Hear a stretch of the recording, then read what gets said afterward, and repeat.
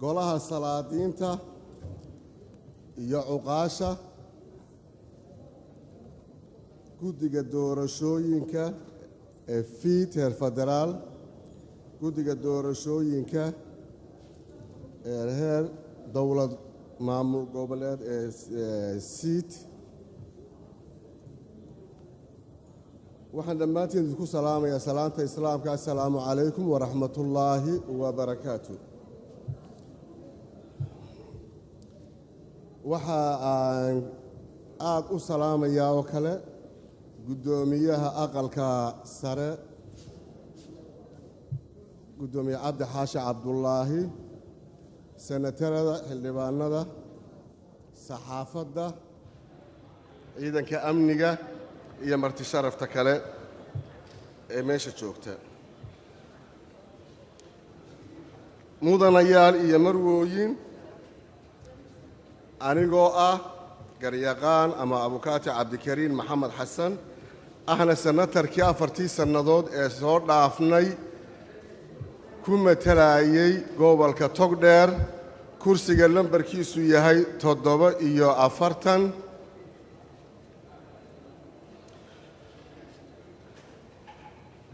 dadka aan la hadlayo CV badan iyo taariikh nololeed badan igama baahna waa dad aanu aad u soo wada shaqaynay waxa kaliya aan rabaa aniga oo waqtiga aad u ilaalinaya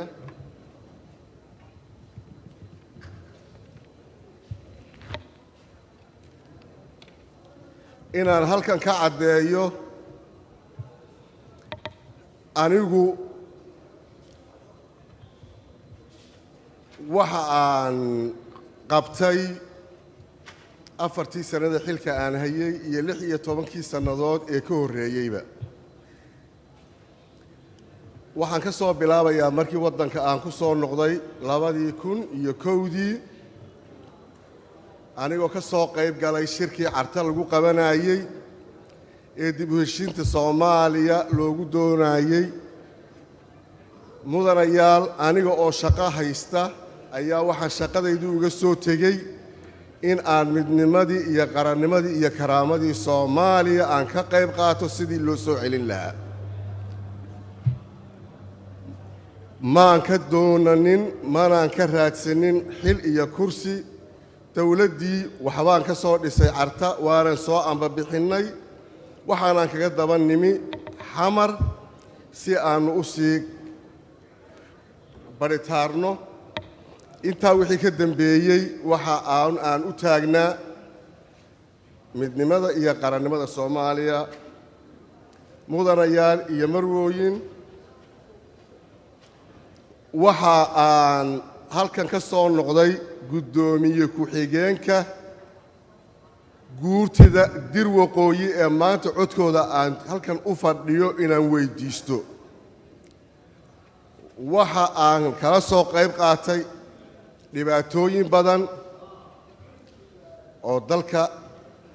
aan guddoomiye ku-xigeenba aan ugu ahaa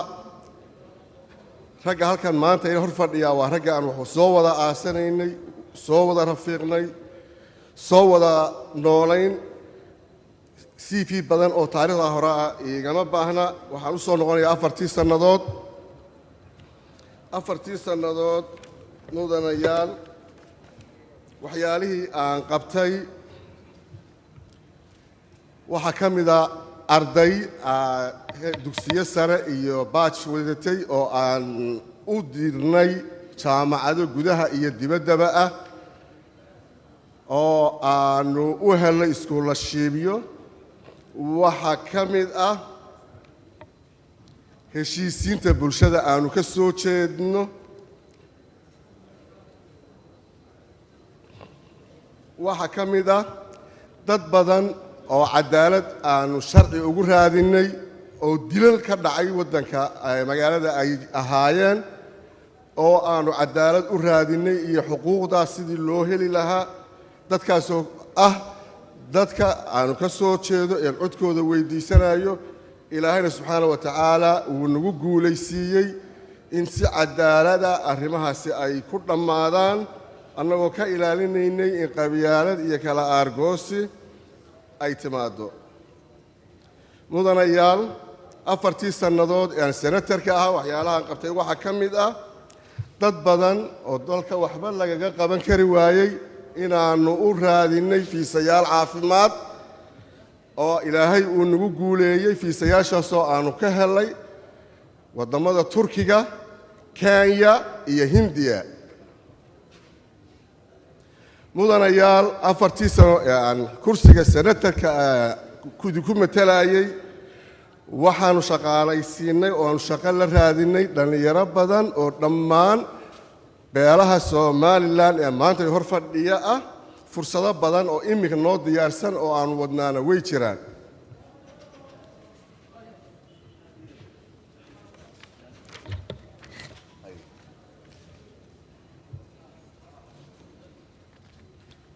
mudanayaal iyo marwooyin salaadiinta iyo uqaasha sharafta leh, sidaa ogtihiinba baahiyaha iyo marxaladaha waxay yihiin kuwa mar walba isbedbedelaya. sidaa daraaddeed waxa aan mar walba maskaxda ku haysaan inaad leedihiin senatar idin matala oo hiigsigiisu yahay horumar iyo matalaad dhab ah oo aad iga aragteen, haddana aan rajaynayo inaan sii dardargeliyo. waxqabadkayga iyo daryeelka dadkayga waa mid igu waajib ah, waxaana rajaynayaa in intii aan xilka hayay aan intii tamartayda ahayd aan qabtay. mudanayaal, salaadiinta iyo uqaasha sharafta leh, waxaan ilaahay hortiisa iyo idinkaba ka ballan qaadayaa inaan u guto waajibaadka haddii ay isiisaan kursiga mar labaad ii doorataan xaqa uu iigu leeyahay matalaadda kursigaasi, aniga oo filaya mihnadayda shaqo oo ah looyarna ciddii wakiilata ay waajib ku tahay inuu sida daacada ugu adeego. haddii sidaa aan u tababarkayga iyo akhlaaqiyaadkayga ay yihiinba ciddii wakiilatay inaan si daacada ugu adeego, waxaan hortiinna ka ballan qaadayaa in aan si daacada ugu adeego haddii ay ii wakiilataan 4 sano ee soo socdana kursiga aqalka sare.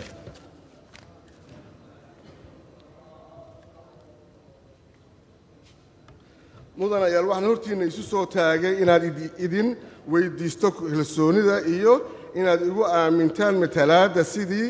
aad igu aaminteen kii ka horreeyeyba.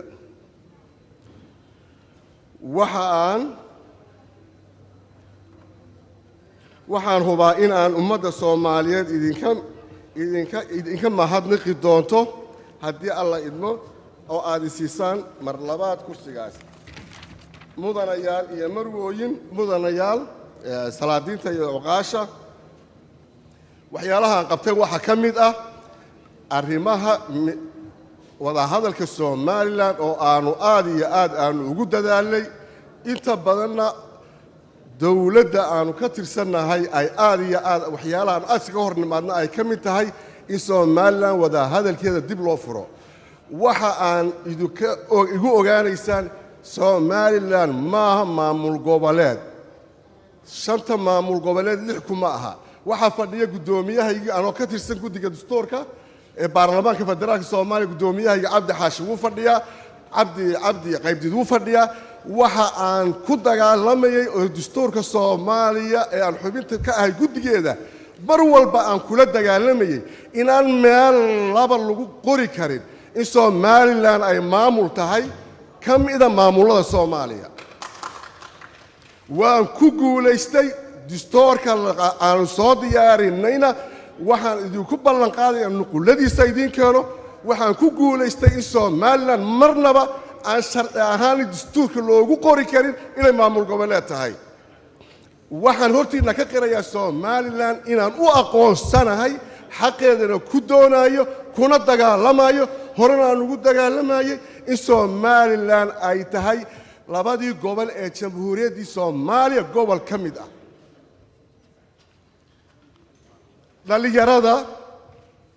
dhalinyarada halkan fadhida maanta codkooda ka doonayo, nin kastoo siyaasi yihi marka uu rabo inuu wax helo waxa uu yidhaahdaa waxaasaan qabanaya. dhalinyarada anigu waxaan u qabtay maaha wax sahlan ilaa iyo 82 arday oo dhalinyaro oo Soomaaliland ka soo jeeda ayaa maanta u fadhida jaamacada oo kuwii ugu horeeyay semester ugu dambeeyay ay ku jiraan